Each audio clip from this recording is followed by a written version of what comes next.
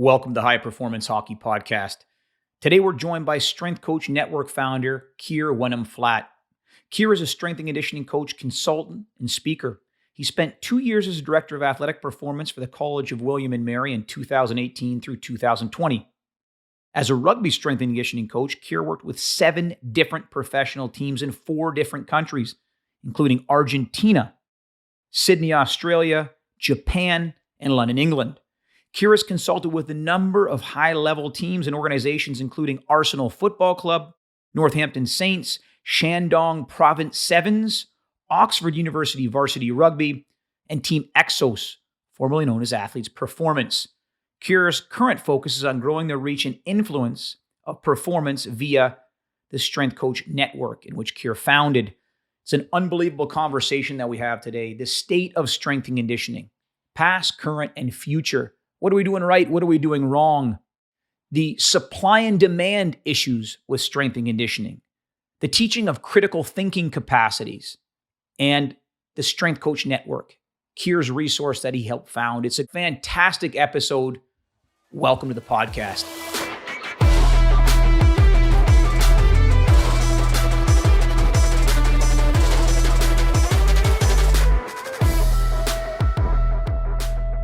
Welcome to the podcast, Kier. Thanks so much for joining us. A pleasure, man. Thanks for having me. This is going to be awesome. You and I have talked quite a bit via social media, text, phone calls. You know, this is the 4th guest that we've had on the podcast that has nothing to do with hockey, but everything to do with hockey. I love your take on so many pertinent issues in strength and conditioning, whether it's the current landscape, whether it's performance itself, whether it's bantering back and forth on social media. I have a ton of respect for you, and it's going to be a pleasure and kind of a gift here for our audience to be exposed to you and your message. So thanks for joining us. Yeah, pleasure. I'll tell you a quote that makes me think about what you just said. I got it from Eric when I worked with Eric, and it was by Thomas Keller, and he said, "All it is ingredient plus technique." Regardless, so same thing in coaching. Ingredient plus technique, regardless of sport, the principles are the same. Absolutely. I'm starting here right off the get-go, man. We're hitting hard. Broad-based question, man. You can go wherever you want with this. Where are we right now in strength and conditioning? Let me give you my narrative, and I want to be specific. Where are we in North America with strength and conditioning? If I look at the decades of the strength coach or performance coach, you know, where the 70s, it was play the sport and get better at the sport. In the 80s, it was the aerobic fitness, whether that's, Richard Simmons back in the day with his spandex, right? Yeah. We look at the 90s, it's Louis Simmons. We look at the current decade right now, it's technology and statistics. Where are we right now with performance?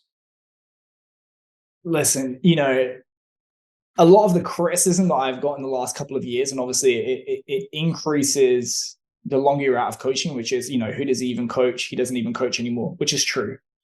The way that I kind of respond to that is like, well, even me 2 years removed, I still think I'm better than a lot of the people that are current. And sure, as you mentioned, I started training in the late 90s. I did a lot of learning in the 2000s. I got my first opportunity in the 2010s, and then I coached all the way through to 2020. So I've experienced a few of what you're talking about. And I think it just boils down a lot to human psychology, which is that there's a few different things at play. One is that kind of like law of the instrument, which is you want to believe that the thing that you've invested time, money, and effort in is the secret.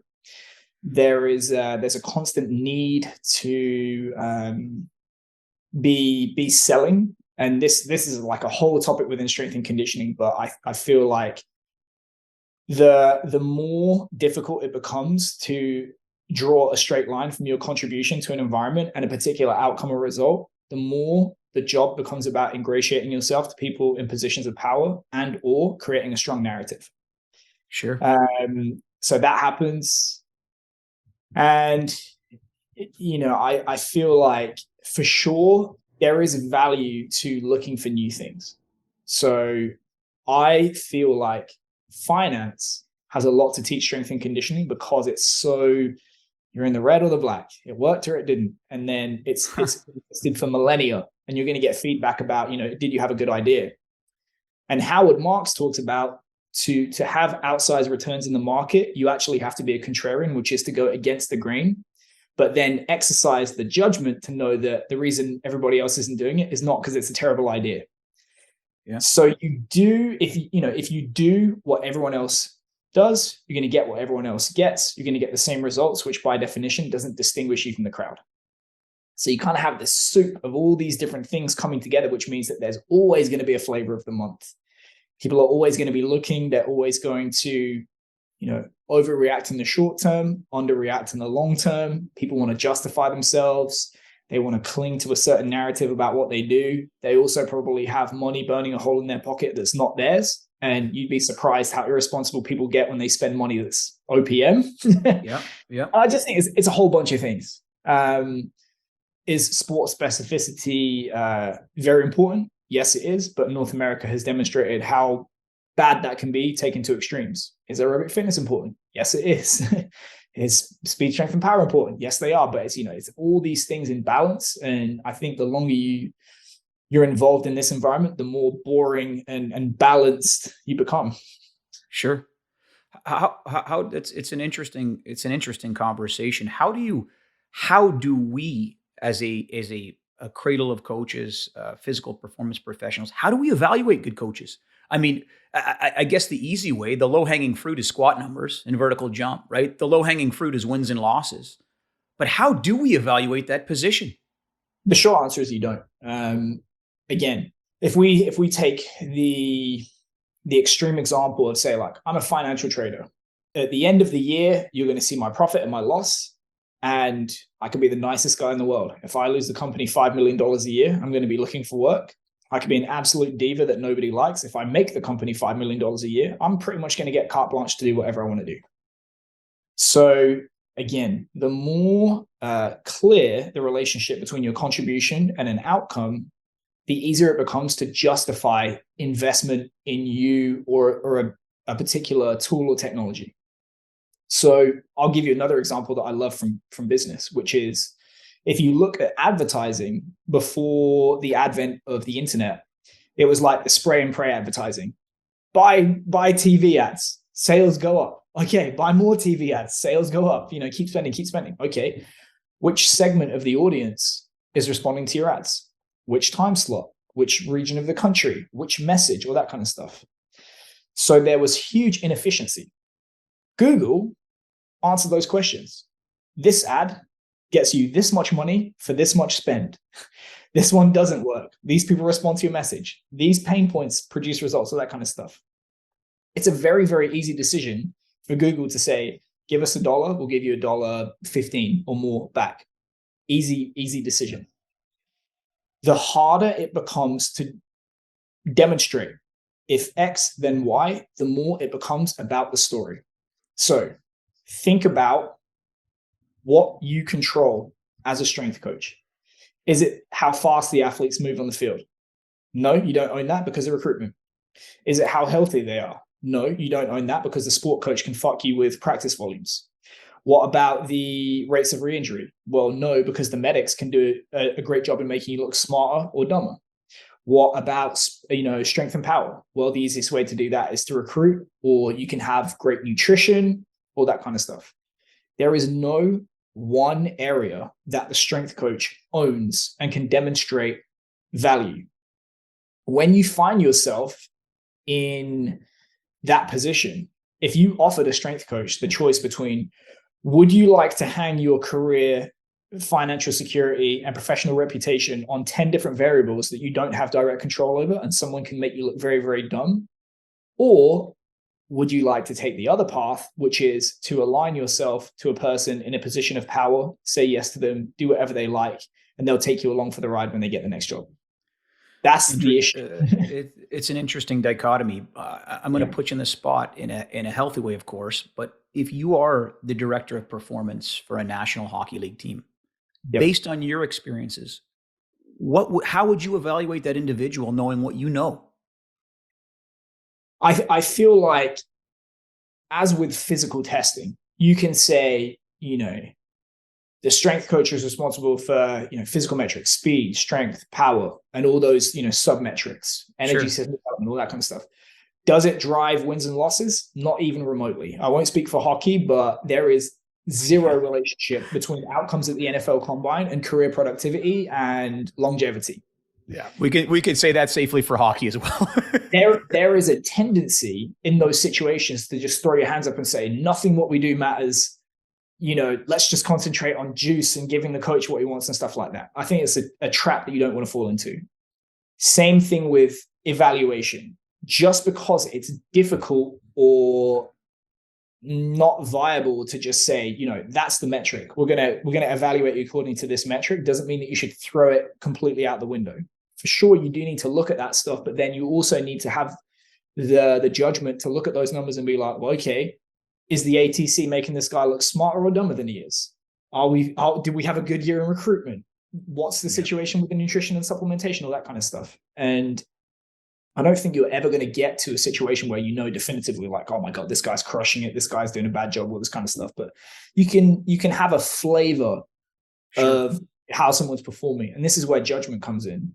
One thing that I would like to see is it's difficult to point to one individual and say, this failure is yours.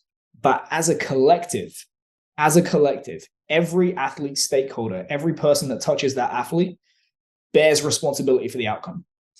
And this is why it particularly pisses me off at college sport, which is you have these bonus structures, which is if the sport coaches win, they get a bonus and the strength coach gets nothing. If the sport coaches lose, the strength coach gets fired. Now, the sport coaches do get fired as well, but the thing is they've exposed themselves to the upside and to the downside. Sure. What typically happens in college sport is the support staff get all of the downside and none of the upside.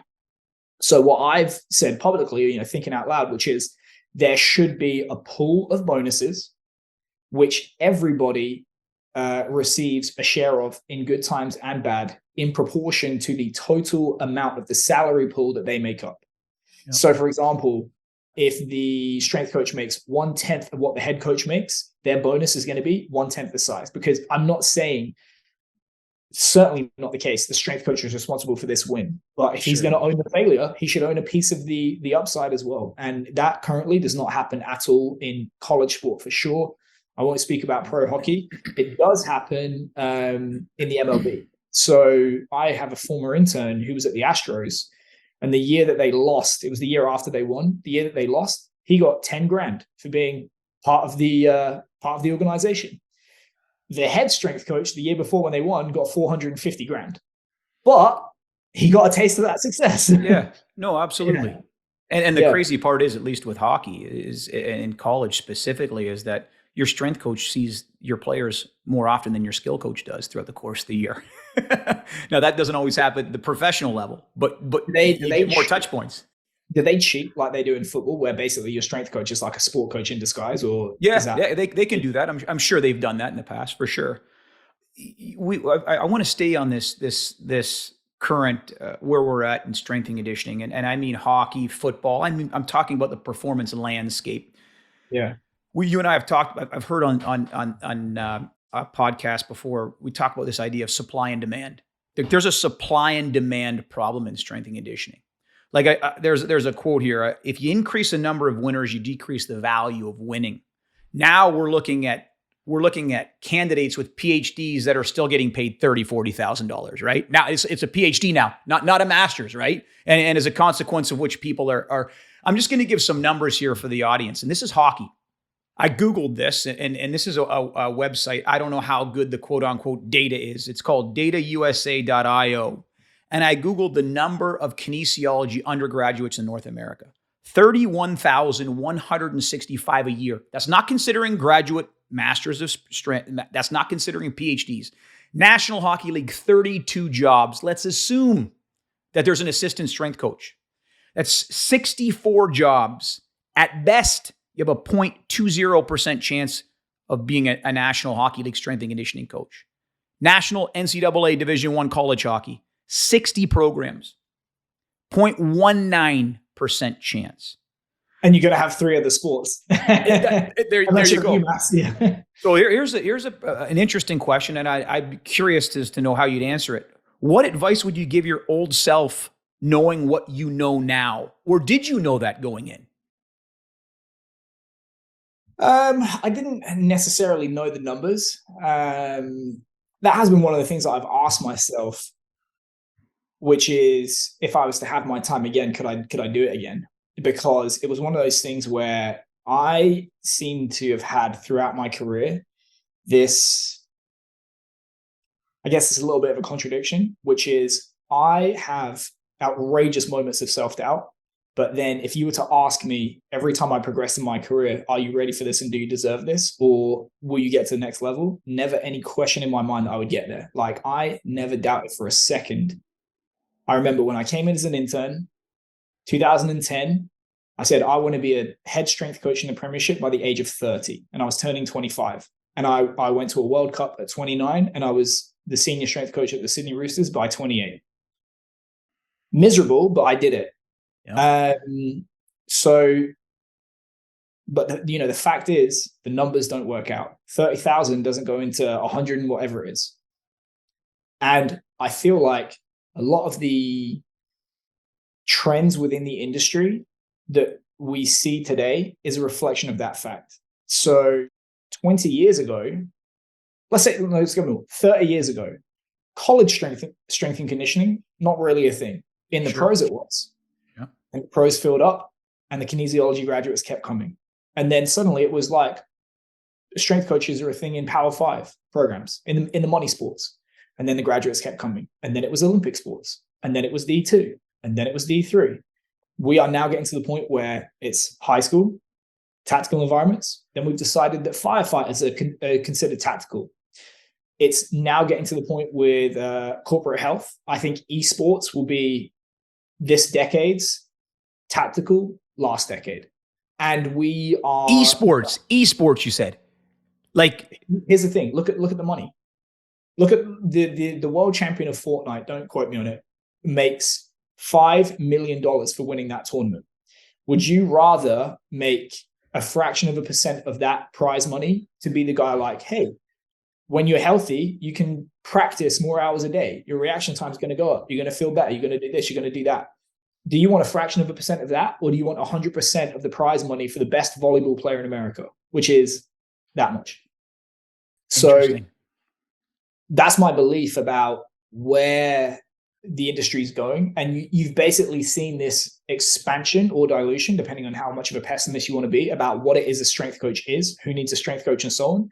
And it's really, we're just expanding the definition to not tell the truth to those 30,000 graduates a year, which is, you're probably going to be a personal trainer or a PE teacher. Yep. Yep. Education, I touched on it before. I went back. Sorry, I should say, you can bolster yourself against that reality, and there's going to be some sifting mechanism, which is, you're really going to find out who wants to be there. The smartest are going to get there, the hardest working are going to get there, the luckiest are going to get there, and so on. But even amongst those, there's going to be disappointed people. Sorry. 100%. 100%. I was going to ask a tag on question here regarding education. I just went back and got a PhD. I just did it because I needed to prove to myself I could do it. It was, whether it serves me in the future, great. If not, I understand that as well. But it seems like that's something now that a lot of people are doing, right, in the performance field. You have a quote. I told you I'm going to get some Twitter on you, man. I love the content you put out because it stirs up great conversation in my opinion, fruitful ways. And a lot of the things that we'll go on in this interview to talk about, I think need to be said anyway. Just people don't say them.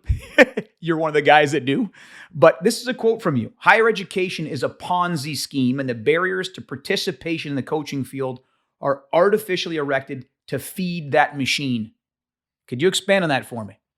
Yeah. I mean, it's probably not like the 100% accurate definition of a Ponzi scheme. But if you look at a Ponzi scheme, it's basically like you have a few people, and they get paid by the entry of more participants coming into the system. And then the only way that they get paid is by more people coming into the system, and more and more and more.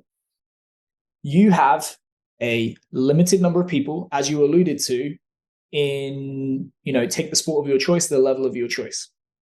And it's just this big fucking pyramid scheme where people entering the system are told by institutions, hey, if you get this degree, you're going to get this job, which is a lie. It's a lie. Yeah. And I think Peter Thiel's talked about this as well, which is once the job market fills up, it's full, for sure. It's full. Sure. Then it becomes, shit, I don't have a job. Might as well get a master's degree. Shit, I don't have a job. Might as well get a PhD. Yeah. And that is also filling up. If you look at the number of people that have a degree, the number of people that are in the master's program, the number of people that are PhDs, the number of people that are professors, it gets smaller and smaller and smaller.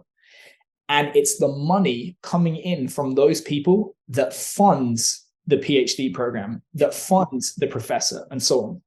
Then you throw in this whole, it's basically a moral, which is the reason, if you look at the rate of inflation, since the 70s, the price of American college has increased by 1,400%.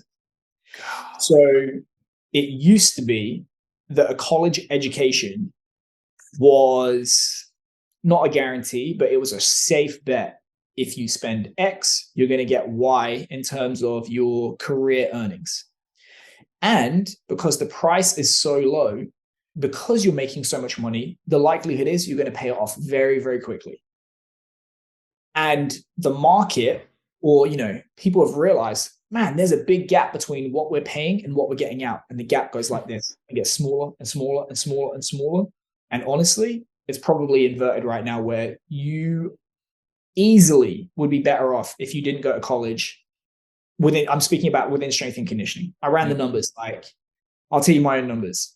0, 0, 0, 10,000 pounds, 25,000 pounds, $90,000, $65,000 for 2 years, 230,000 for 2 years, 14,000 for a year, 50,000 for a year, 65,000 for a year, work for myself.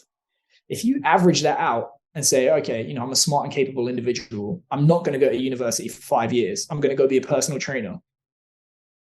Fucking easy money's on being a personal trainer. So anyway, the reason the prices are how they are is because it's other people's money. Yeah.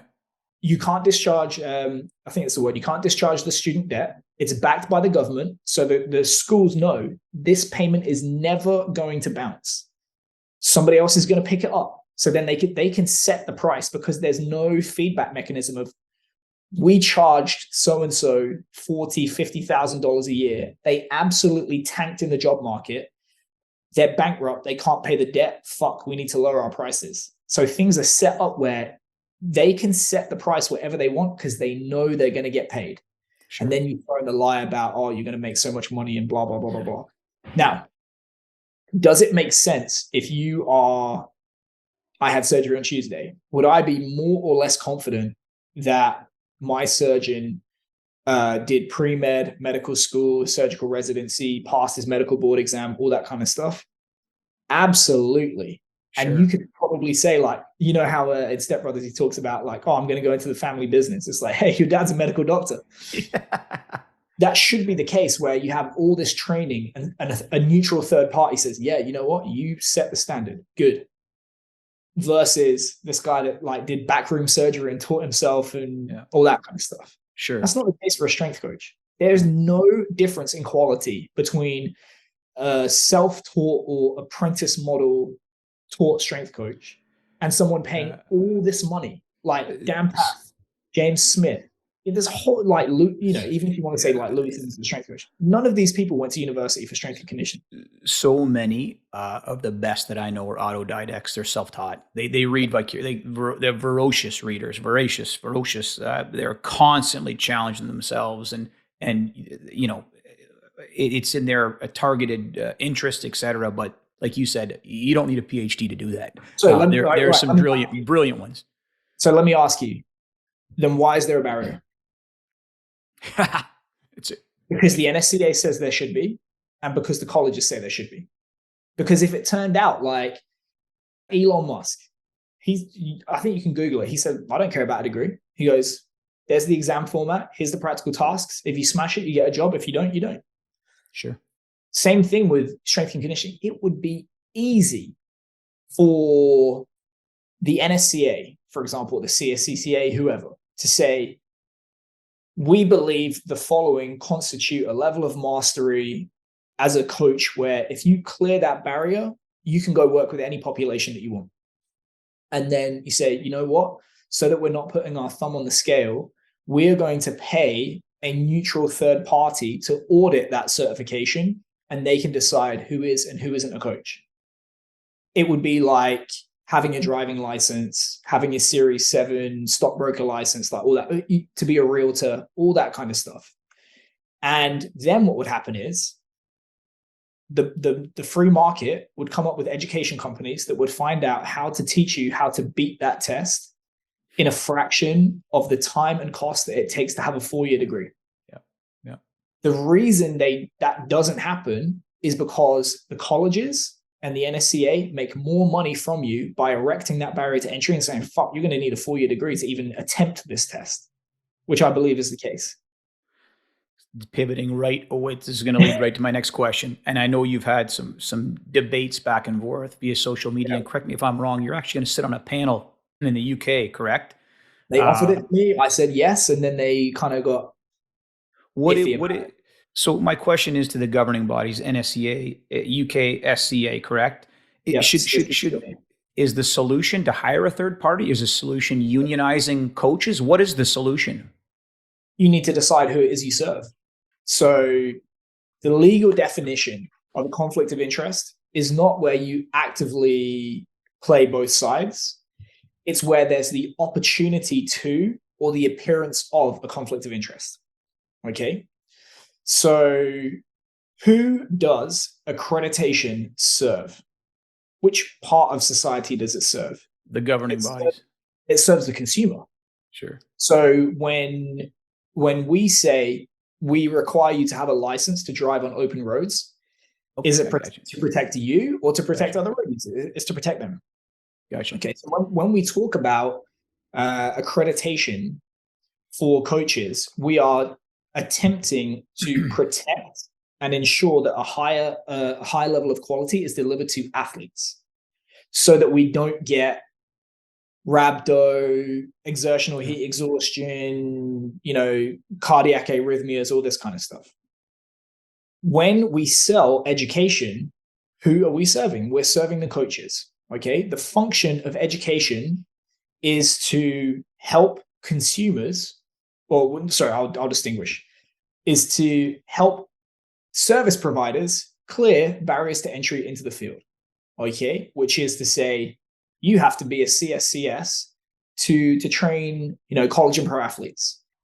It should be in my interest to get the biggest percentage of my customers as an educator over that barrier as possible, because what's going to happen is you're going to tell your friends, man, Kier did a great job in helping me effectively beat this test. He does it cheaper than all the others, and so on. It doesn't necessarily help the end consumer that I found a way to game the system and get people over that barrier. Sure. Now, the accreditation, the harder it becomes, the fewer people get it, as you mentioned, the more scarce it becomes, the more valuable that title it becomes. Sure. So it becomes this game of heads I win, tails you lose. So if you put yourself in the position of the CSCCA, the NSCA, the UKSCA, the ASCA, they act as both accreditor and educator. So you pay me money. If you pass the accreditation, you get that warm, good feeling. Man, I get to work with coaches and so on. Good for you. Awesome. If you fail the accreditation becomes more valuable. So I get to say, fuck, look how hard it is to become, UKSCA certified as such an exclusive club and so on. And I get to turn around and sell you more education to pass it the next time. So if you win, I win. And if you lose, I win. Does that sound like a good deal for you as a consumer? So the solution to this is that you have to uncouple the two, in my opinion. You have to decide who it is you serve. You can't serve consumers and coaches at the same time because their interests are not the same. You have to say, we serve coaches or we serve consumers by being the gatekeepers to the industry. Then if you think about, like, I live in Virginia. I think actually this is the same in parts of Ohio. Dominion Energy. Okay. Who else is there to get your electricity from in the state of Virginia? Nobody. Okay. So what's their customer service like? Trash. What's their prices like? Trash. Because it's like, hey, I really don't like how long I have to spend on the phone whenever I want to speak to you. I'll give you another one. The city of Richmond. I've been sending the same email for 5 months saying, why are you charging me real estate tax on a property that I don't own? And, what's my alternative? Am I going to pay tax to another city? Am I going to use a different utility provider? So when you have a monopoly, there's no market feedback to the business to be like, shit, we better sort our act out. Otherwise, people are going to vote with their feet in their wallets and go to the next best option. There is no other city of Richmond. There is no other Dominion power. They can be like, fuck you, keep waiting, keep giving us money, all that kind of stuff. Sure. So monopolies only serve those in possession of the monopoly and not those affected by it. And when you think about accrediting bodies, effectively education and accrediting bodies, they are, N equals 1 in England and Australia and N equals 2 in the USA. So the fact that basically it's like you have nowhere else to go. There is no market feedback to these organizations to improve their offering to consumers, either in terms of the speed, the price, the customer service, any of that shit. And I think what they need to do is, like, if you were to say to the NSCA, do you serve coaches? They would be like, yes, we do. I say, okay, then let's create another 10 of you so you can all compete to provide cheaper, faster, better education to coaches. Do you think they would want to let go of the chokehold that they have on strength and conditioning? I don't think they would. Yeah. And then I had conversations with the UKSCA, and they'll say, oh, okay, it is the free market. Like, you're welcome to compete with us and provide education. We provide education, you provide education. We should just compete. But if you write the test and you're selling education to pass the test, is that free market, or is that you basically a monopoly with the illusion of free market? Sure. Yeah. Very interesting. The crazy thing is, I don't think that problem is going to be solved anytime soon. And do you? Because you're requiring these organizations to basically make life more difficult for themselves and to give up a monopoly. This episode has been brought to you by the High Performance Hockey Masterclass. The High Performance Hockey Masterclass is a comprehensive lecture series exploring the science and practice of high performers in the sport of ice hockey. It was designed and created and engineered by myself, Anthony Donskoff. It is an 8-part lecture series that includes metric fixation, the tyranny of metrics, reading research, what matters, going back to get my PhD as a 40-year-old, how do you target your readings in terms of digesting, accumulating, and reading your research, biomechanical considerations for ice hockey, the adductor magnus, how we program hip health during the off-season and in-season, the Gain, Go, Grow model, this idea of a 3-day rollover program for high-performance hockey players, considerations for the in-season, how to manipulate that model for high performers, our communication structure within the confines of Donskoff strength and conditioning, and finally, the fast and frugal tree, considerations for return to play. More information on the High Performance Hockey Masterclass can be found at anthonydonscov.gumroad.com. Thanks for listening. I want to pivot. I want to talk. We talked a lot at the onset about the current state, but I want to talk a little bit about your career. It's a fantastic career. 7 different professional teams in 4 different countries: Argentina, Sydney. You were in Japan. You were in England. You've probably worked for some absolutely fantastic human beings along the way. What were 1 or 2 lessons that you took with you from some of those coaches over the years that you still carry with you today? Who were, and maybe a better question, who were some of the most influential people in that time? I think you need the passage of time to realize the impact that some of those experiences have on you. But I'll give you a concrete example. So I mentioned to you that I'd set that goal for myself when I was 25. Like, I'm going to be a head strength coach in 5 years. And if you'd have told me I had to eat a plate of shit to get it done, I would have got it done. Again, because of this insecurity about like everyone's expecting me to fail. I need to prove everyone wrong. There's this like status that once I get it, people will take me seriously in the field and so on. And that was foremost in my mind when so basically my career went like this: intern for a year, no money; assistant for a year, 5,000 below the poverty line in London. Next, I was like, this isn't viable. I need a first team job. So we distinguish in European rugby between the adults and the juniors. And if you're the juniors, you're a second class citizen in money and politics. So I'm like, I need to get out of this, position myself all year long to try and get the lowest level job in the senior team. Didn't get it. Through my toys. So what I got was the head of academy. So I was responsible for 130 athletes in my third year of coaching across multiple sites, all that kind of stuff. Still threw my toys out the pram and I said, right, I'm going to move to Australia. Ex-girlfriend at the time, Australian. She wanted to go back home. I thought, well, to me, this job feels like a trap because the last guy that did it was in there for 6 years. I thought, no, I'm not doing this because it's not on schedule for my goal, right? Sure. So go over to Australia, did a little stint with Argentina for Exos, actually left and went to Sydney Roosters. So I previously visited Sydney Roosters. They didn't care, didn't want to speak to me. Once I started working for an international rugby team, they're like, oh, we have this head of academy position. Would you be interested in applying? Yeah. So I said, yes, got the job. Horrible job.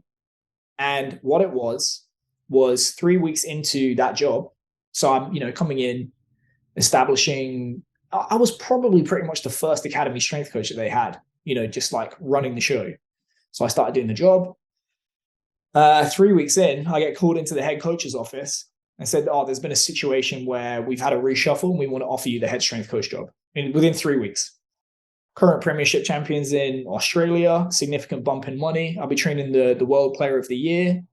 That's like, you basically got handed I'll say the best job in Australian Rugby League on a platter, 15 minutes from my house, all that kind of shit.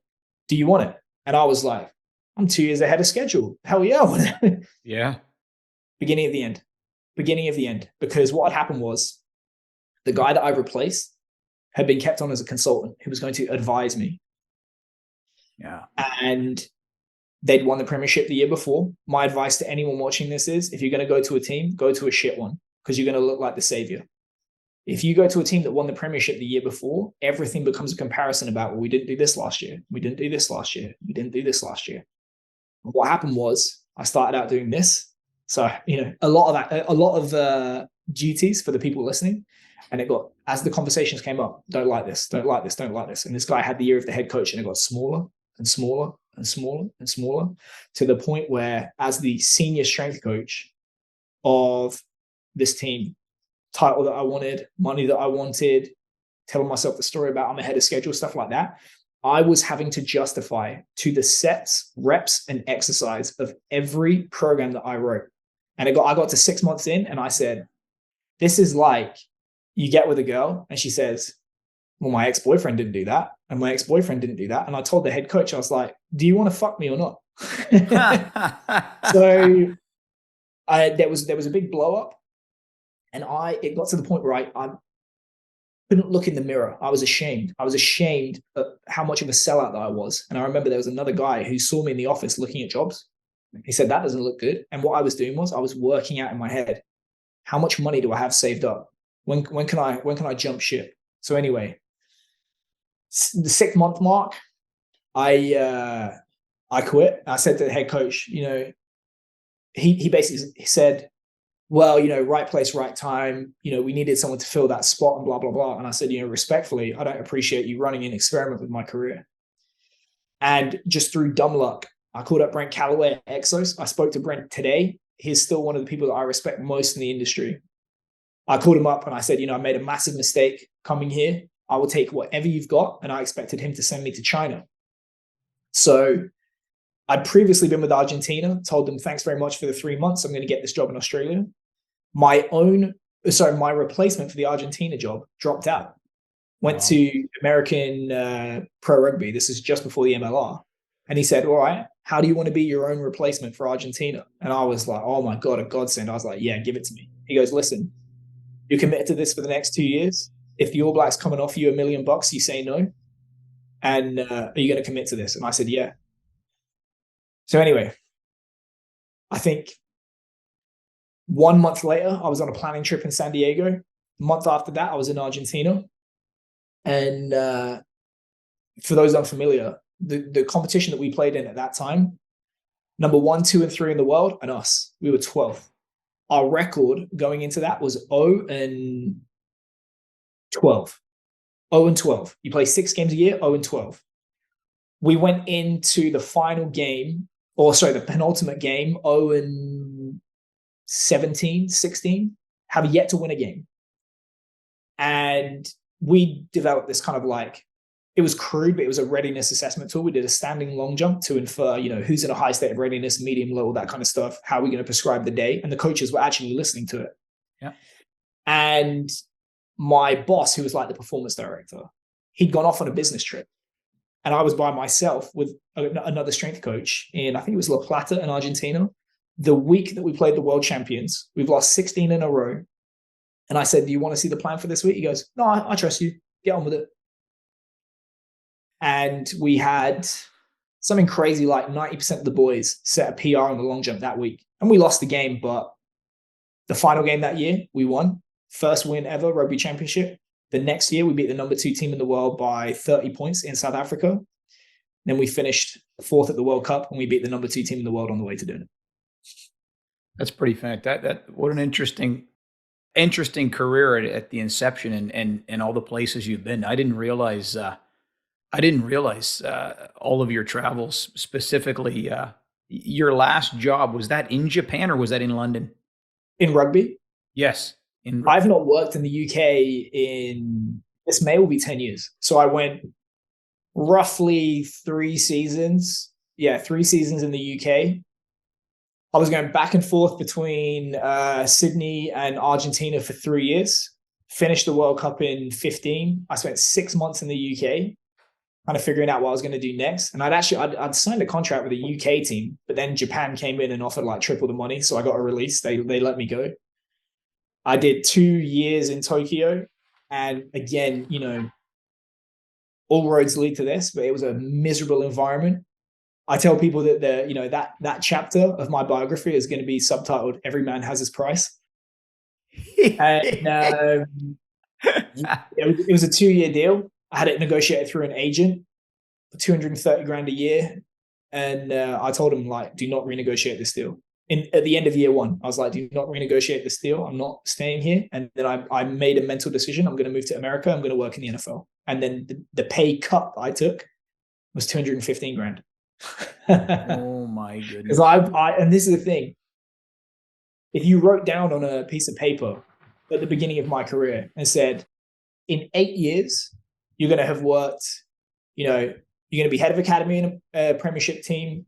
You're going to have worked with all these people that you see on TV. You're going to be a senior strength coach at the Roosters. You're going to get to go to a World Cup. You're going to work with all these All Blacks. You're going to be well paid in Japan.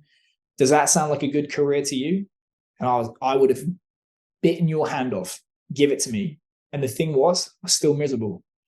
So I'm like, okay, clearly I've not achieved enough. So what I need to do now is go to the NFL and get to that so I can prove to everyone that I'm the best on 2 sides of the Atlantic. Yeah. And, I think we all go through that at different stages of our career. I know I did.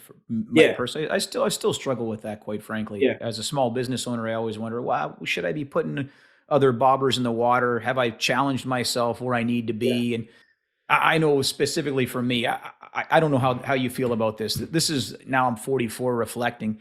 I chose to do a PhD because I wanted to prove to myself I could do that. I had shortcomings that I think I wanted to attack head on. But I've realized probably the last decade of my life that for me, happiness, health, family, and faith, as my dad always taught us. But one word keeps coming to me, which is just traction. I want to feel like I've gotten one day better doing something. I know that might sound cheesy. We use that as a catchline in our gym all the time. Like, I don't care if it's reading another book. I don't care if it's, but I want to, traction to me is very important. Do you feel that way now? Like, and I'm going to parlay that right now with, You left the coaching. You were in college at William and Mary. You came over to the U.S. You were there 2 years, correct? 2018 through 2020. I started U of R. Yep. I started this week 5 years ago, and I told someone via text today, look, I'm grateful I got the opportunity because it got me this far. But I tell people that what they did with me was the equivalent of you got a Ferrari for the price of a Ford, and you sat in it and lit your cigarettes with a cigarette lighter, and that was the extent that you got out of the Ferrari. So why did was the Ferrari analogy and the car analogy was I know. But what was the reason for you? Was it just I've had enough of the coaching profession. I need to take my talents and my time elsewhere, educate coaches within the profession. Why did you? And I'm not saying you're forever going to leave coaching, but why did you leave? I mean, I am going to leave forever, but what happened was, right? So I came over U of R, January of 18, and within 2 months, my son's mother, who I'd known at that stage for 4 months, 5 months, pregnant, came over for a week from Tokyo, pregnant, didn't have health insurance, 14 grand a year, all that kind of stuff. And I was like, oh, so anyway, I presented at CVASPs that summer. Eric Coram saw me. I'd spoken to Eric once at Track Football Consortium. We'd actually spoken in 2015. He just didn't remember me because I was fanboying on him. Anyway, another guy, one of my closest friends. Anyway, he offered me a job and I thought, right, health insurance. And he, in the job interview, he was kind of like, if you work hard here and you're patient, good things might happen to you in football. And I was like, all right. So he basically said, if you come in, we're going to put you in charge of football. And again, I'm like, I'm ahead of schedule. I've been in the country 9 months. I'm running an FCS program and I'm going to prove to everyone that I can do it. Not just rugby, I can do it in football. Of course, my son arrived.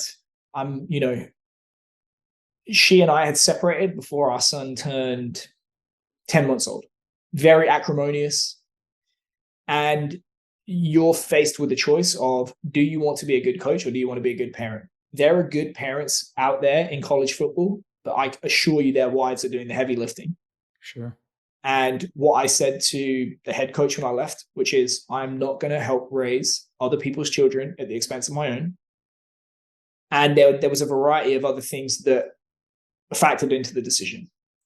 Eric Coram is one of like 5 people that I can work for in sport. I have this disease where if I think I'm smarter than you, I cannot work for you. And Eric is just as smart as me. He's a very smart man. And he was a major reason why I went there. But the project that he had sold me on, which is what he was told by the school, was clearly a lie, and it just evaporated. So Eric left. Scott, who's now at LSU, again, one of my closest friends, he left. He went to Arizona. And I thought, fuck this. Look, when most of the conversations that you have with your peers is like, that guy's a fucking idiot. That guy's a fucking idiot. That guy's a fucking idiot. Oh, I wonder if he's hiring. And then you go cap in hand, oh, hello, it's great to network with you. Want to talk shop and blah, blah, blah. And I thought, if these people are such fucking morons, why am I falling over myself to go and work for them? Like, I'm not doing this anymore. And it was probably the extent, and again, COVID factored into it, but I remember there was a week when Eric had left and Scott had left. I was on the floor 14 hours repeating the same session again and again. And I hate, as a business owner, if I can do it once, I hate doing it twice. To do that same shit 14 times in a row, however many times in a row, to not be listened to be told my business about, how to train athletes by sport coaches. I got lit up in a meeting. There was a sport coach that we had an argument with. And she said, they don't do this in the Big Ten. And it was about soccer. And I said, well, okay. I said, give me that program. I'll go send it to 10 people in the EPL and they'll tell me that I'm right and you're wrong. So what's your next argument? And she said, oh, I've been coaching for 35 years. And I said, I don't care how long you've been coaching, you're wrong. Oh, and she was lighting up Scott, he's not doing blah, blah, blah, blah, blah. I said, all right, then give him back to me. I said, if you know what you're doing, crack on, give me my staff member back and we'll move on. And then obviously this made it to the AD. And there was she was like talking in generalities. And I was like, elephant in the room. You're talking about me. You're talking about this sport coach. And I told the AD, the reason I told her that she's wrong and I don't care how long she's been coaching is because she's wrong and I don't care how long she's been coaching. And I was like, that was the tipping point. Like if you can go check the timeline. Our department blew up in the 6 weeks after that. 5 people left, or 4 or 5 people left. And I thought, it's at least a factor in me being a single parent. It's at least a factor in me shooting myself in the foot financially. I made triple online what I made from the school the year that I left. I have no social life. I'm answering to who I consider to be morons, and I could be right or wrong. What the fuck am I doing this for? Like, and I spoke to Eric, like, we're basically doing this so that we can deal with the same problems with a nicer office. There's still fear and scarcity in the NFL because people text me. I have people from like major college and NFL programs being like, fucking hell, I can't believe you said that. Ha ha ha ha. They agree with me. They're just not saying it publicly because they have to toe the line. Sure. And the price of them doing the same is whatever their pay packet is. And you know what? I'm like, not for me.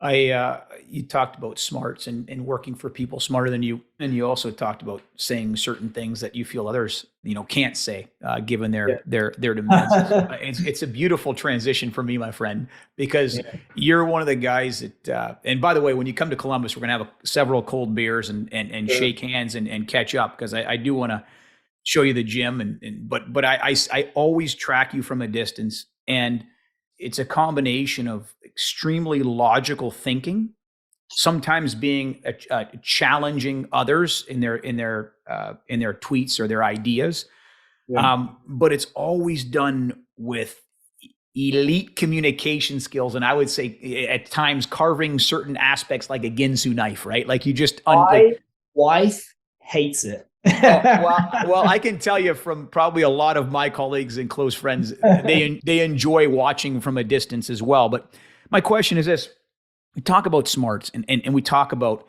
critical thinking skills, right? This idea of being a skeptic. I always say this: the skeptic doesn't look at the world and find out what works. They look at the world and say, why may it not work, right? It's a falsification. Yes, so I take great pride in, and I've listened to several and read several of your tweets. My question is this: are we losing?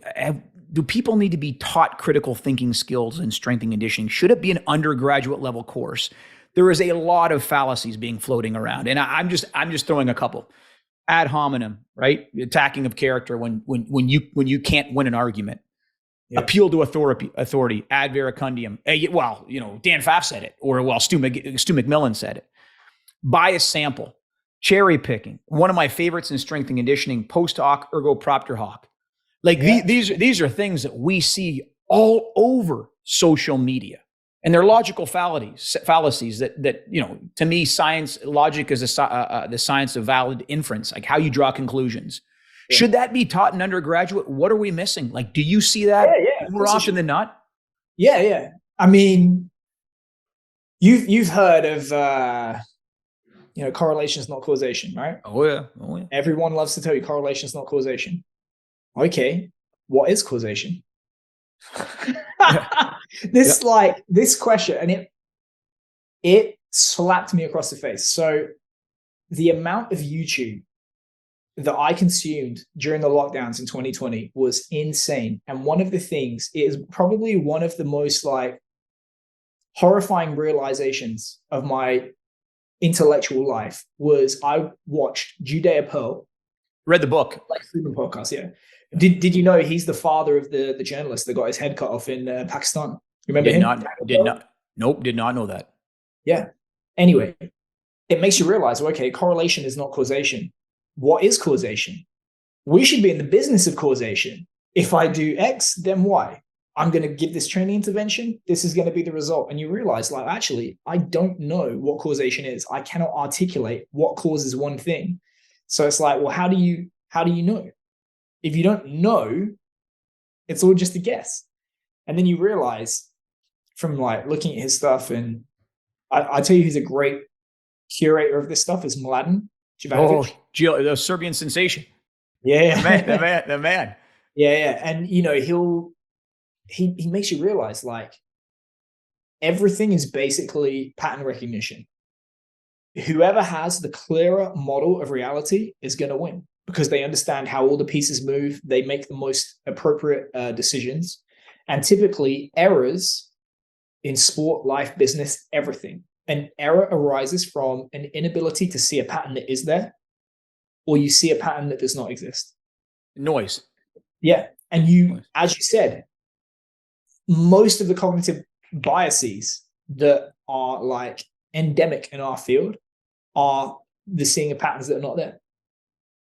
Alabama hold up 4 fingers and they won 4 national championships. If we hold up 4 fingers, we'll also win. Yeah. I always say this too, and it's not a cop out. I've heard people come back at me on this, but clouds and clocks. This is a Popperian analogy. I love it. Like, clouds are very complex. Clocks are complicated. You can take a clock apart and put it back together. Just because Y followed X doesn't mean therefore X. There's a lot going into it, and Judea Pearl was so deep for me that I probably should read that book 5 different. Like I remember reading and like, oh my gosh, like and the other thing too, another guy that Mladen had turned me on to, and I say it every podcast. If you haven't read Gerd Gigerenzer, the guy's brilliant, and he talks about this idea of the different worlds, like right, the world of certainty, the world of uncertainty. And he said so many times, and I think this happens in sports science all the time, you talk about pattern recognition. The problem is when we look at that, it already happened. And we take this information and we use complicated algorithms, not knowing what the noise was. Yeah. Right. Like I'll give you a perfect example. I remember forwarding this to a friend of mine just the other day. So in the National Hockey League right now, one of the National Hockey League coaches says, enough, no iPads on the bench. This is ridiculous. Because what's happening is players are watching replays of the event. Yeah. And they're overcomplicating it. His comment was, and I'm paraphrasing, hey, worry about the next damn shift. What happened. Like, worry about the next shift. I can see it from both lenses, right? You can use it as a teaching tool, but I can also see it like the gambler's fallacy, right? Like we make this mistake of the roulette wheel. You see 4 reds in a row. Oh, let's put money on red. No, those are independent spins. Nassim Taleb calls it the turkey problem. Yes. So if you're the turkey, you get fed 365 days. It doesn't mean you're going to get good news on 365. You're going to get your head cut off.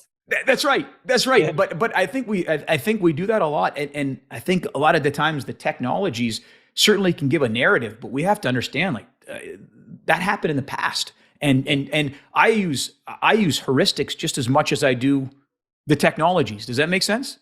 Absolutely. I mean, if European cathedrals are built with heuristics, they're still standing. There you go. And you know what? They would have saved a bunch of time building them with heuristics. And they're like, okay, we need to figure out the optimal way to do this. Let's build a computer. Let's figure this out. Let's do this. Let's do this. Let's do this. Still standing. It's good enough. And the thing is as well, it's like you mentioned like complicated, complex. The Cynefin framework, Daniel Martinez put me onto that. Is one of the super important ideas that I've come across in my career, which is like, you have the simple, the complicated, the complex, and the chaotic. You have to understand what domain that you live in to be looking for solutions to those problems. And it's like, chopping down a tree, pick up the axe, start swinging, easy. Land a rocket on the moon. There's complex math involved, but guess what? There is a right answer. We've demonstrated, we think based on this math that we can land a rocket within this distance at this time, and it works. Sure. Yep. We live in the complex domain where it's like everything affects everything, butterfly effect, all that kind of stuff. So your goal has to be less wrong than more right. It's interesting you talk about this because it always brings me back to Popper. I love his ideas, but we talk about this idea of these mental fallacies, right? To me, if I draw it on a napkin, Popper's this scheme of conjectures and refutations is beautiful. You have a problem, you start with a problem, right? You have a temporary theory, you error eliminate, and then another problem arises. And Popper would say there's 2 ways in which a theory is superior. You can explain it better, and it's been tested. Right. Yeah. So a lot of the times when you open up these dialogues via Twitter debates, this is what I love about you. You actually explain the process. I'm not going to mention names. We talked about someone vertical jumping, right? And butting their knees doing to just jump mat. You talked about this idea of center of mass, how we measure that on a force plate. But these are all better explanations. And this is what I mean about losing that idea of critical thinking skills, right? It all ties in for me. But when do you decide when to to engage, for lack of a better word, on Twitter. I always talk about this Brandolini's law, the bullshit asymmetry, right? What's the bullshit asymmetry? Well, the amount of time needed to refute bullshit far exceeds the time needed to create it. When do you engage in that? Is that something that you do just for but is it something that you do as a learning tool for other coaches, or say, hey, listen, this enough?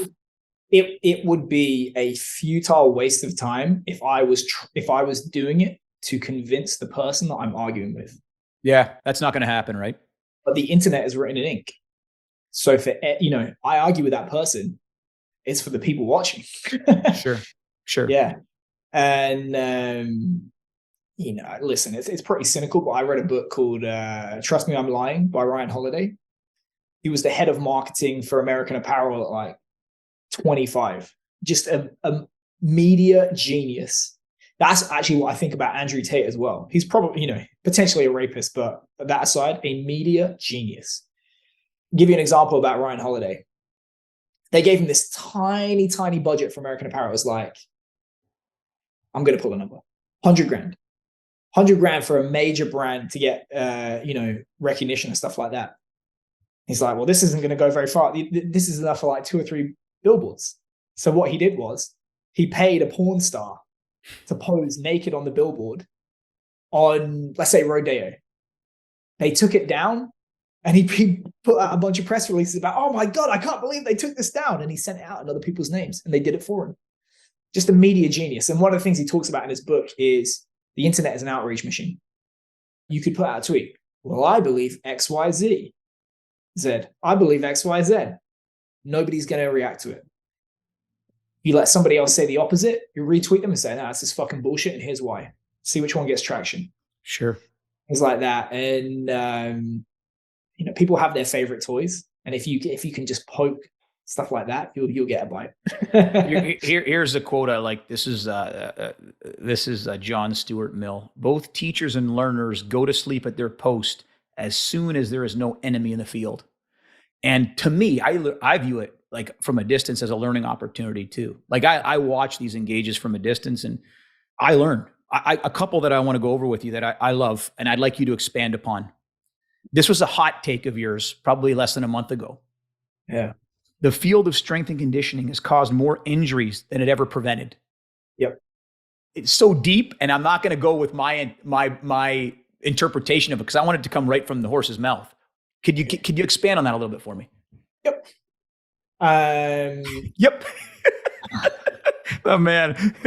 I've explained it so many times. Do you agree with the statement that given enough time and repetition, human beings have a habit of stumbling across a more or less correct answer to a given problem? Yes. Okay. Do you agree that there is a more or less fixed amount of physical activity that an athlete can expose themselves to in a given time frame whilst remaining healthy and not getting injured? Yes. And the extent to which we can push the envelope of that with nutrition, training, recovery modalities, drugs, whatever, is minuscule compared to our ability to outstrip that with load and intensity and so on. Yes. Okay. Think about the dawn of organized sport. We, start out playing for fun. Okay, we do a certain amount of training, there's a certain outcome. We start to add in incentives in the form of money and status and all that kind of stuff. And so, if we train a bit more, we're going to get more of those results. And more, and more, and more, and more. Until we're like, oh shit, we went too far, all the guys are hurt. Better pull it back a little bit. And then you sit at that sweet spot. You more or less found out like, what's the amount of training that we can do and get away with it? We're maximizing that ratio of training adaptation or sport mastery relative to the risk of, injury and fatigue and so on. Then you kind of like root around for the 1%ers, nutrition, recovery, equipment, changing surfaces, all that kind of stuff. And again, you find that sweet spot. Yeah. Then you throw into the mix, there's this thing now called a strength coach. We've established that there's some relationship between physical qualities and performance in certain sports. And I feel like the more physical the sport, the more it determines an outcome. So, the stopwatch sports, it matters. Okay, now we're going to do dedicated activity. Yeah. Do you think it's in human nature for all of the other athlete stakeholders that were occupying that sweet amount of training to just be like, off you go, coach, take off my time, take my time away from me? Yeah. No, everyone wants their pound of flesh. What's going to happen? We're going to exceed that. Yeah. Okay. Then people start to realize, oh shit, there's a lot of eyeballs that want to watch professional soccer, professional track and field, professional football. What we're going to do is we're going to condense the schedule. We're going to, more games, more eyeballs, more money. Okay. Yeah. What's human nature going to do? They're going to give up, we're going to barely train now. No, we're going to keep training.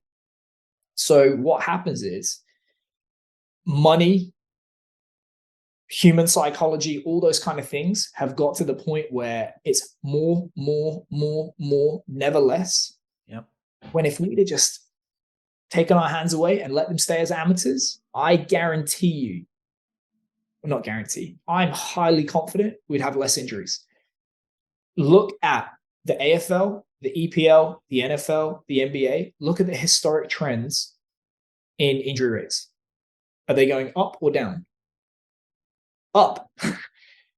The injuries are a function of incentives and competition density. Yeah. If what we are doing prevents or reduces injury, as investment in these areas goes up, injuries should be going down, not up. We are causing injuries. It's interesting to me too, and I don't want to ramble on this. I just a lot of reflection over the years in programming personally, and I know I sent you the book, The Gain Go Grow Model, but which was Dan Excellent Pfaff, book. like a three. Thanks. But Dan Pfaff was a huge instrumental figure in that model with the 3-day rollover program, and then I heard Boo Schexnayder talk about in a blog post that he wrote, talking about this idea of injuries as players advance in their college careers. And then I talked to Buddy Morris on a podcast, and it's so crazy that, as sport mastery continues to evolve and as training age continues to evolve, more time's needed for the actual sport. Those forces that occur during the sport far exceed anything in the weight room. Yeah. So what we should be doing is decreasing the frequency in the weight room. And the answer is more, and more. Can I tell you who said that? Who said it best to me? Mike Guadango. He said, he probably stole it from James. The novice and the expert need to train very similar to one another, but for different reasons. When you're a novice, you suck so badly at your sport that no amount of physical prowess is going to make you play better. So go practice your sport. When you're elite, you've cooked yourself physically. The only thing that's going to make you better is being able to utilize that better with sport mastery. So go practice your sport a bunch. Mm-hmm. So the period of time where you demonstrate greatest worth to the athlete is in the middle of their career. I can tell you this right now. I got a big smile on my face because that is a quote from the Buddy Morris from the Robbie Bork podcast. Buddy Morris was interviewed. I actually spoke. Buddy, I like that. Yeah. Yep. I know. I listened to actually your podcast on the Strength Coach Network with Mike. But I had that. I actually pulled over in the car and verbatim copied that down. It's actually in the Gain Go Grow manual book via Buddy. And I talked to Buddy about it. But it's beautiful. Simple programs can work wonders for beginners and advanced level. It's beautiful. Anyways, I'm off on a ramble. I want to respect your time as well. I want to, if I may, we got a little bit of time. I want to talk to you about another Twitter post. And I love this. You talk, if you could expand and give some context to this, it was so freaking beautiful. You were talking about testing and you said, can you spot the non-basketball player? And it was this big heavy set guy and everyone else that looked athletic. And you talked about the reason for testing. And I think that's confused so many times in sports science. Could you expand on that? Yeah. So, if you look, it's on my Instagram, like if you have silhouettes of, 4 clearly tall, lanky guys, and there's a short, fat guy, and I say, pick the basketball player. It's such an easy task for you to do because subconsciously you recognize that there is a profile of what it means to be and to look like an elite level basketball player. The environment has decided that this ectomorphic body type, being above 6 foot whatever for certain positions, it varies by position. The overwhelming likelihood is that if you fit that profile, you are going to be predisposed to success in the sport of basketball. And the less you look like that profile, the more the likelihood goes down. If you look like me plus 100 pounds, you're probably not going to play in the NBA. Yep. Okay. So it doesn't mean that it's never going to happen. But if you imagine it's like this distribution curve, the overwhelming likelihood is if you fit the profile, if you want to play international tight head in rugby union, you probably need to be in the region of 6'2" to 6'5", 120 to 140 kilos. You need to be able to jump this, you need to be able to run this, and so on. Yep. The more outside those numbers you look, if you're 7 feet tall, you're not going to play. If you're 5 feet tall, you're not going to play, probably. The likelihood of you succeeding in that situation goes down. So what we're trying to do with testing is to formalize that process and say, spot the odd one out. We are trying to define what it means to be elite, and we are trying to use valid and reliable measures that correlate to those outcomes to identify individuals who are predisposed to success. And if we are able to increase the likelihood of their success with training interventions, to track those interventions over time, and to identify low-hanging fruit so that we can maximize return on the investment of training time and effort. And those testing is basically those three things. Testing should tell you something that you didn't already know. I can line up most athletes in a squad. I can watch them play, watch them lift in the gym. If you said, right, line them up in speed order, I could go, 1, 2, 3, and I could be pretty close. Yeah. Things like that. It's like, it should tell you something like, okay, how do they compare in these 10 different qualities? What's the weakest one relative to their peers? What's been the, what exercise did they respond to? That's basically what testing is. It tells you something you didn't already know. And Mladen calls it a forum for action. I loved it. And my narrative of it was, I remember talking to Matt Jordan about this, about research in one of our podcast episodes. And he talked about looking at research. And one of the first things he puts his eyes on are outliers. And when you collect this longitudinal data of performance, let's just say it's hockey. And one of the things that I like to see if I'm looking at those numbers is who are my outliers? Who's the fat guy that's supposed to play basketball? And right, whether they're above or beyond, but who are those outliers? And I think many times I point my thumb to myself, we collect things just to collect things. I know with our AAA Blue Jackets now, we've created a radar graph, and this is for physical competencies, but who falls outside? Who's really tight inside that graph is way underperforming relative to the team. And conversely, who's way outside? And can we make, for me, the more I've done this, and I don't know if you echo these comments, but for me, when there is an intervention, it's not a facelift. It's a small little intervention. And we measure and manage over time. We don't rebuild the program. No. The thing is, it's like, we can save it for another day, but like talking to people in business, there's always this hesitancy about like having a core program that you repeat for each client and just tweak it. But the thing is like everyone in a team is going to lift weights. They're all going to sprint. They're all going to do this. They're all going to do that. It's just the dosages, the intensities, the frequencies, and so on. That's where the nuance comes in. But going back to the complex domain, it's a probing. It's not like we worked out the optimum way to land on the moon. Go. It's like, here's a hunch, based on priors, based on the situation on the ground, data that we've collected. We think this is going to work. Let's do a little bit of it and hedge our bets and see what the outcome is. Okay, it worked. Let's do a bit more. Okay, a bit more. We went too far. Pull it back. Like all that kind of stuff. It's always, it's the more that you can close that loop of decision making. Again, another thing, I'm just thinking out loud here. We as strength coaches and performance specialists, we're really observational researchers, right? This is not like experimental double blind, right? But we talk about this idea of fallacies, like the Texas sharpshooter fallacy, right? There's the guy that shoots all the barn door and then paints the bullseye around it.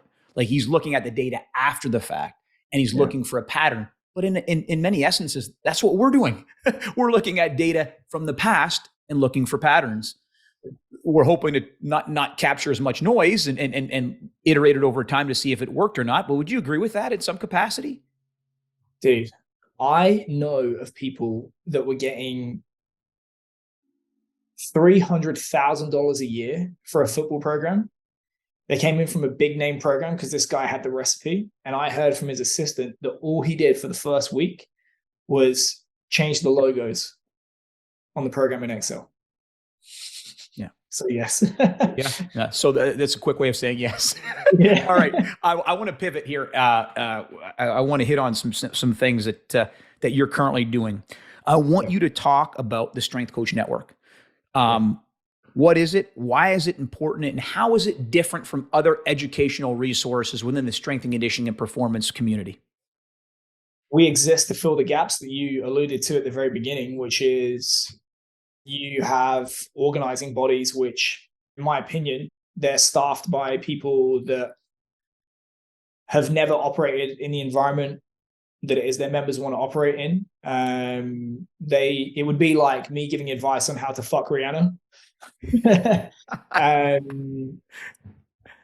There's this gap between what we're taught at university. We've talked about that. There's this gap between what the accrediting body says is important, and there's what it is the elite level demands.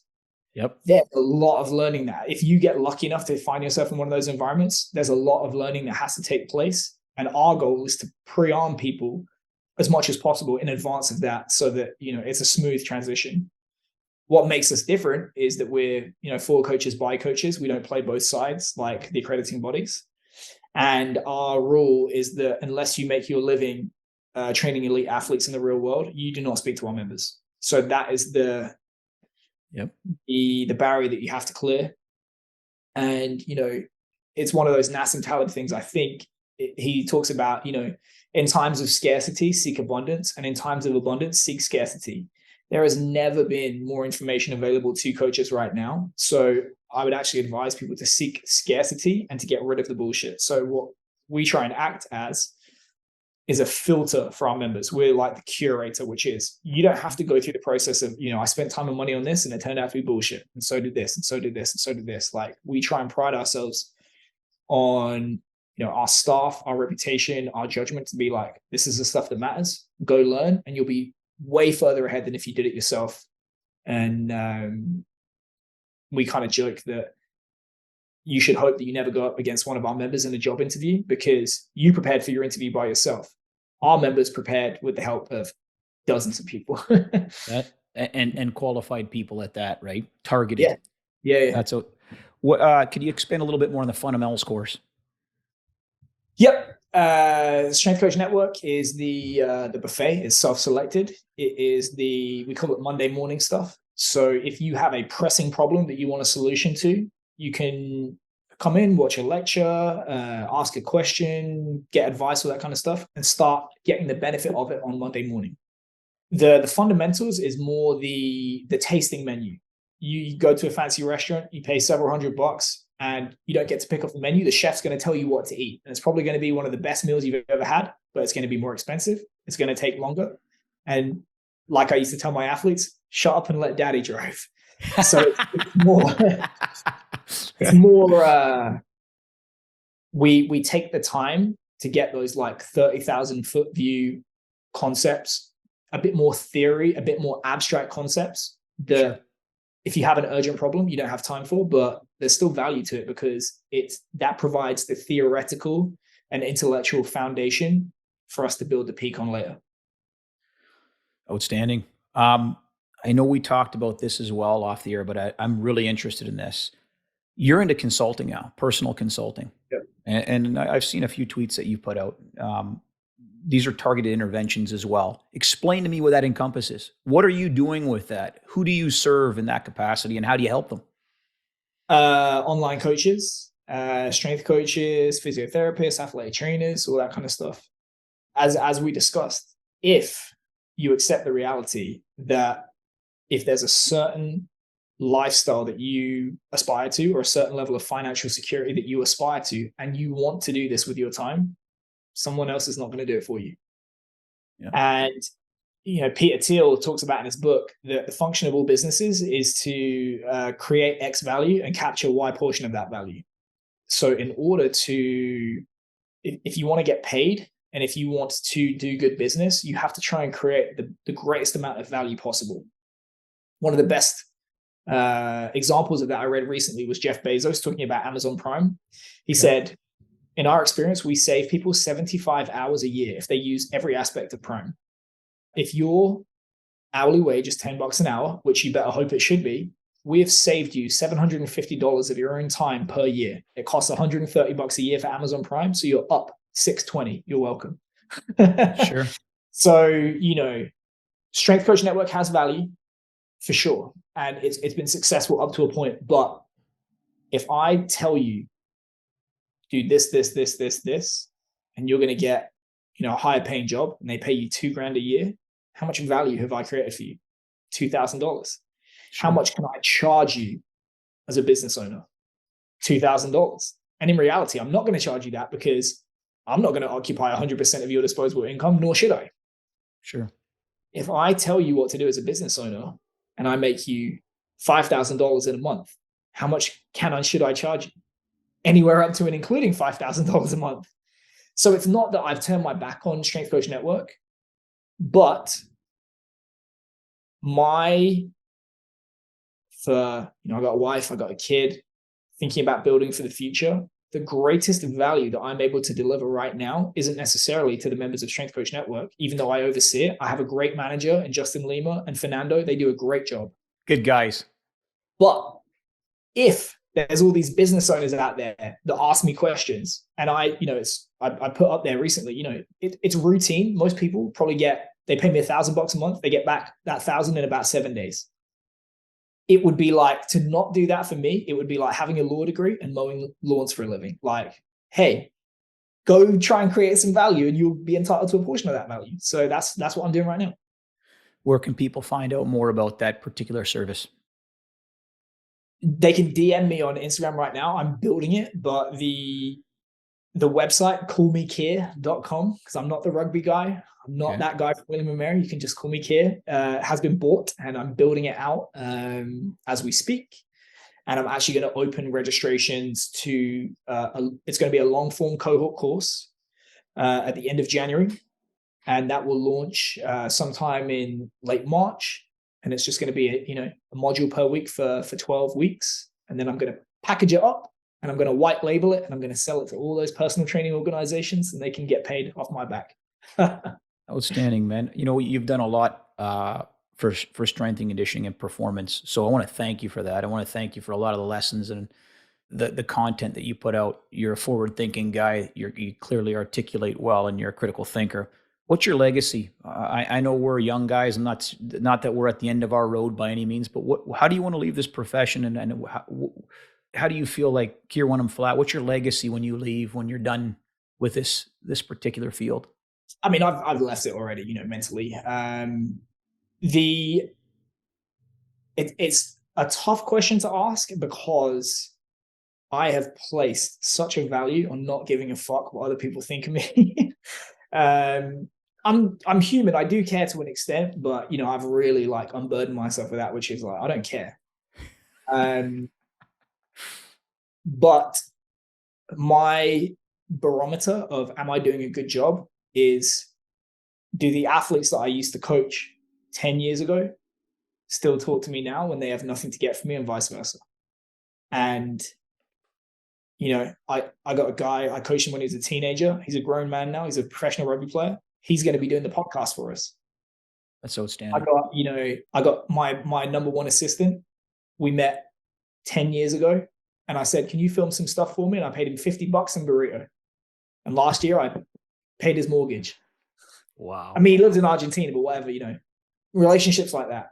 I got guys play for England, grown men, still message me. I trained them when they were teenagers 10 years ago. They still message me, ask advice and stuff like that. And if you were to tell me my reputation in the field is I'm the best thing since sliced bread, and I don't have those phone calls, I'd be very, very disappointed. Then I assure you, there's no shortage of people out there that think I'm a fucking idiot. Don't care. Give me those phone calls. Our guest today has been Kier Wenham-Flatt. Kier, thanks so much for joining us, my friend. Pleasure. Thank you.